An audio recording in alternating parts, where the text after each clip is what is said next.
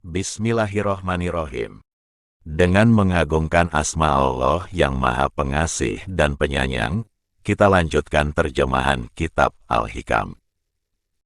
Berzikirlah pada Allah dengan hati yang hadir, khusyuk, dan berhati-hati daripada lalai, sebab lalai itu menyebabkan hati beku. Dan serahkan dirimu pada Allah, dan relakan hatimu menerima bala ujian sebagaimana kegembiraanmu ketika menerima nikmat. Dan kalahkan hawa nafsu dengan meninggalkan syahwat.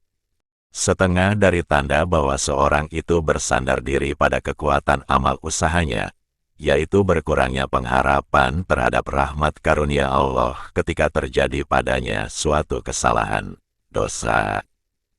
Kalimat la ilaha illallah, tidak ada Tuhan, berarti tidak ada tempat bersandar, berlindung, berharap kecuali Allah.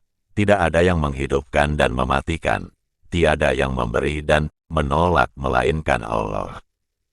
Dohirnya syariat menyuruh kita berusaha beramal, sedang hakikat syariah melarang kita menyandarkan diri pada amal usaha itu, supaya tetap bersandar pada karunia rahmat Allah. Kalimat la haula wala quwata illa billahi. Tidak ada daya untuk mengelakkan diri dari bahaya kesalahan.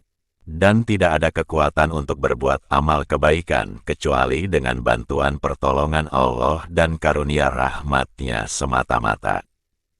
Firman Allah yang artinya, katakanlah, hanya karena merasakan kurnia rahmat, Allah lah kamu boleh bergembira, dan itulah yang lebih baik, berguna, bagi mereka daripada apa yang dapat mereka kumpulkan sendiri. Sedang bersandar pada amal usaha itu berarti lupa pada kurnia rahmat Allah yang memberi taufik hidayat kepadanya yang akhirnya pasti ujub, sombong, merasa sempurna diri, sebagaimana yang telah terjadi pada iblis. Ketika diperintah bersujud kepada Adam, ia berkata, "Aku lebih baik dari dia, Adam." Juga telah terjadi pada Korun, ia berkata, "Sesungguhnya aku mendapat kekayaan ini karena ilmuku semata-mata." Apabila kita dilarang menyekutukan Allah dengan berhala, batu, kayu, pohon, binatang dan manusia, maka janganlah menyekutukan Allah dengan kekuatan diri sendiri, seolah-olah merasa sudah cukup kuat dan dapat berdiri sendiri tanpa pertolongan Allah, tanpa rahmat taufik hidayat dan karunia Allah. Sedangkan kita harus bertauladan pada Nabi Sulaiman, alaihi salam. Ketika ia menerima nikmat karunia Allah, ketika mendapat istana Ratu Bilqis. Firman Allah yang artinya, ini semata-mata dari karunia Tuhanku, untuk menguji padaku. Apakah aku bersyukur, terima kasih, atau kufur, lupa padu Allah. Maka siapa yang syukur, maka syukur itu untuk dirinya. Dan siapa yang kufur, maka Tuhanku zat yang terkaya lagi pemurah, tidak berhajat sedikit pun dari makhluknya, bahkan makhluk yang berhajat kepadanya. Surah An-Naml 40. Keinginan untuk tajrid, melulu beribadat, tanpa berusaha dunia, padahal Allah masih menempatkan engkau pada golongan orang-orang yang harus berusaha, kasab, untuk mendapat kebutuhan sehari-hari, maka keinginanmu itu termasuk syahwat hawa nafsu yang samar, halus. Sebaliknya keinginanmu untuk berusaha kasab, padahal Allah telah menempatkan dirimu pada golongan orang yang melulu beribadat tanpa kasab, maka keinginan yang demikian berarti menurun dari semangat dan tingkat yang tinggi. Sebab kewajiban seorang hamba menyerah kepada apa yang dipilihkan oleh majikannya. Lebih-lebih apabila majikan itu Tuhan Allah yang mengetahui benar-benar apa yang menguntungkan baginya dan yang menyusahkannya. Dan tanda bahwa Allah menempatkan dirimu dalam golongan orang yang harus berusaha kasab, apabila terasa ringan bagimu, sehingga tidak menyebabkan tertinggalnya sesuatu kewajiban dalam agamamu, juga menyebabkan kau tidak tamak, rakus, terhadap hak orang lain. Dan tanda bahwa Allah telah mendudukkan dirimu dalam golongan hamba yang tidak berusaha kasab, apabila Tuhan memudahkan bagimu kebutuhan hidup dari jalan yang tidak disangka, kemudian jiwamu tetap tenang ketika terjadi kekurangan, karena tetap ingat dan bersandar kepada Tuhan, dan tidak berubah dalam menunaikan kewajiban-kewajiban.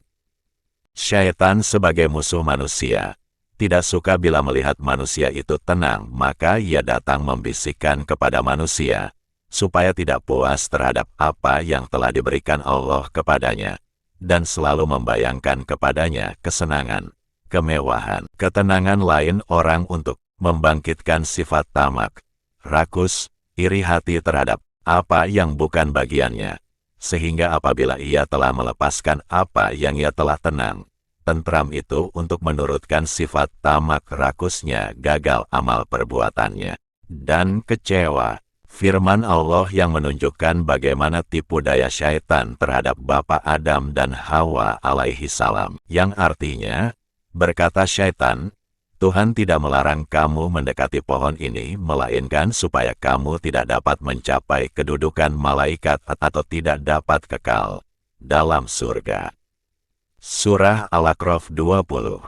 Dalam surat Toha ayat 120, artinya, maka membisikkan syaitan, ia berkata, Hai Adam, sukakah aku tunjukkan kepadamu pohon huldi, sesuatu yang dapat mengekalkan, dan kekayaan yang takkan habis, rusak. Seorang berkata, beberapa kali saya telah meninggalkan usaha kasab tetapi terpaksa kembali berkasab, sehingga akhirnya akulah yang ditinggalkan oleh kasab itu, maka tiadalah aku kembali kepadanya. Seorang murid merasa bahwa untuk sampai kepada Allah dan masuk dalam barisan para wali dengan sibuk pada ilmu dahir dan bergaul dengan sesama manusia agak jauh dan tak mungkin, lalu ia pergi menghadap gurunya. Tiba-tiba sebelum ia sempat bertanya, guru bercerita, ada seorang terkemuka dalam ilmu dahir.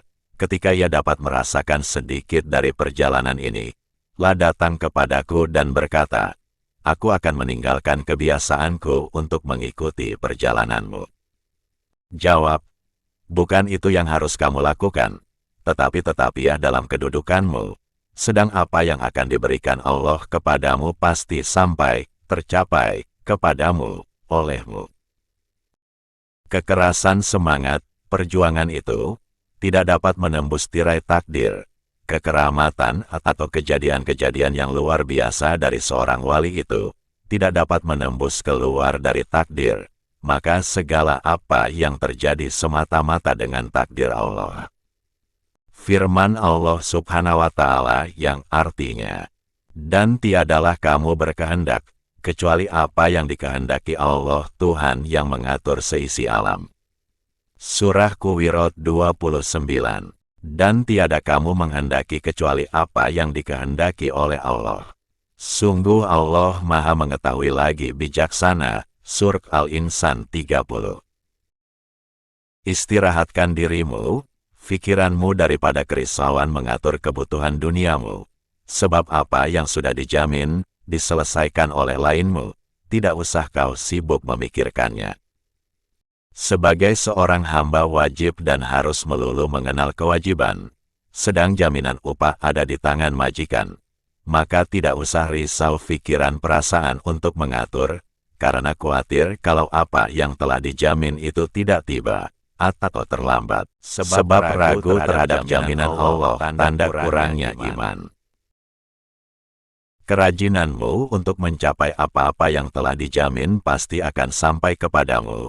Di samping keteledoranmu terhadap kewajiban-kewajiban yang telah diamanatkan, ditugaskan kepadamu, membuktikan butanya mata hatimu. Firman Allah yang artinya, beberapa banyak binatang yang melata yang tidak sanggup membawa rizkinya, makanan kebutuhannya, Allah yang menjamin rizkinya, juga terhadap kamu. Surah Al-Ankabut 60. Perintahkan kepada keluargamu supaya sembahyang, dan sabarlah dalam melaksanakannya. Kami, Allah, tidak menuntur kamu supaya mencari rizki. Kami, Allah, yang menjamin rizkimu, dan akibat kemenangan yang terakhir, bagi orang yang bertakwa. kerjakan apa yang menjadi kewajibanmu terhadap kami, dan kami melengkapi bagimu bagian kami. Di sini ada dua. Satu, yang dijamin oleh Allah, maka jangan menuduh suudhan terhadap Allah. Kedua, yang dituntut oleh Allah, maka jangan kau abaikan. Hambaku taatilah semua perintahku, dan jangan memberitahu kepadaku apa yang baik bagimu, atau jangan mengajari kepadaku apa yang menjadi hajat kebutuhanmu. Dalam sebuah hadis yang kurang lebih artinya demikian. Mengapakah orang-orang mengagungkan orang yang kaya, pemboros dan menghina ahli-ahli ibadat, dan mengikuti tuntunan Quran hanya yang sesuai dengan hawa nafsu mereka, sedang yang tidak sesuai dengan hawa nafsunya ditinggalkan, diabaikan. Padahal yang demikian itu berarti mempercayai sebagian kitab Allah, dan mengabaikan, kafir, terhadap sebagian isi kitab Allah. Mereka berusaha untuk mencapai apa-apa yang dapat dicapai tanpa usaha, yaitu bagian yang pasti tiba dan ajal yang tertentu, dan rizki yang menjadi bagiannya. Tetapi tidak berusaha untuk mencapai apa yang tidak dapat dicapai kecuali dengan usaha, yaitu pahala-pahala yang besar dan amal-amal ibadat dan dagangan yang tidak akan rusak. Ibrahim Al-Hawash berkata, jangan memaksa diri untuk mencapai apa yang telah dijamin, dicukupi, dan jangan menyia-nyiakan, mengabaikan, apa yang diamanatkan, ditugaskan kepadamu. Oleh sebab itu, maka siapa yang berusaha untuk mencapai apa yang sudah dijamin, dan mengabaikan apa yang ditugaskan kepadanya, maka berarti buta mata hatinya, karena sangat bodohnya. Insya Allah kajian ini kita lanjutkan di part ketiga. Wallahu a'lam bishawab.